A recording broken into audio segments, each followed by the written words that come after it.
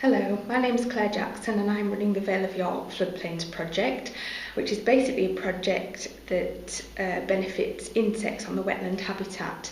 It's a 2-year project and my partner in the project is a countryside officer from the City of York Council. Sorry I can't be with you today. I have filmed some footage of the sites, so you'll feel like you're there. Basically, we've got 12 sites. They include Bishopthorpe Palace, Middlethorpe Ings, which is a crematorium at Bishopthorpe, Fulford Ings, Poppleton Millennium Green, and also private sites such as farms. The aim of the project is to improve and restore riparian habitats by carrying out a number of practical works which will not only benefit insects but will benefit other species, mammals, wetland plants, amphibians and a wide range of bird life. These sites are all linked closely together by the River Ouse, forming a wildlife corridor and adding to our ever-growing living landscape. Since the project started last November, I've worked on 2 riverside farms, one near Naburn where we've restored 2 old ponds and created a wetland, and one near Monkton where we've created a brand new pond. This pond's now been restored and also fenced to keep livestock off, and next year we hope to put in some plug plants. You'll see this in the footage later. At Middlethorpe Ings we've been aiming to restore the floodplain meadows. Volunteers have helped us to put up fences and access gates with the intention of aftermath grazing. We've removed Himalayan balsam to make way for native wildflowers, and we've also restored a pond and created a pond.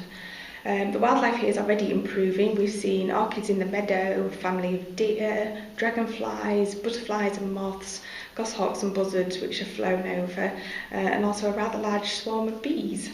A few hundred metres along the riverbank is Bishopthorpe Palace, where again the balsam's a huge problem with it being so close to the river.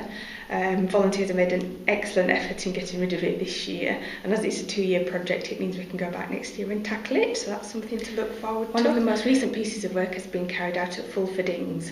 This is a long strip of floodplain that protects Fulford village, and working with the City of York Council and also Natural England, we've started to fence off a large area of the meadow there in order to manage the land by grazing.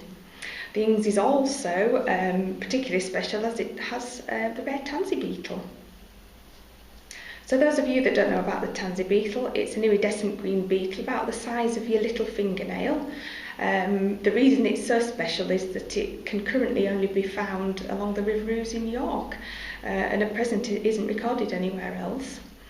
As its name suggests, the Tansy Beetle relies on the tansy plant as its food source, but unfortunately due to factors such as riverside willows and Himalayan balsam shading the tansy clumps are actually dying out, so obviously less food for the beetle.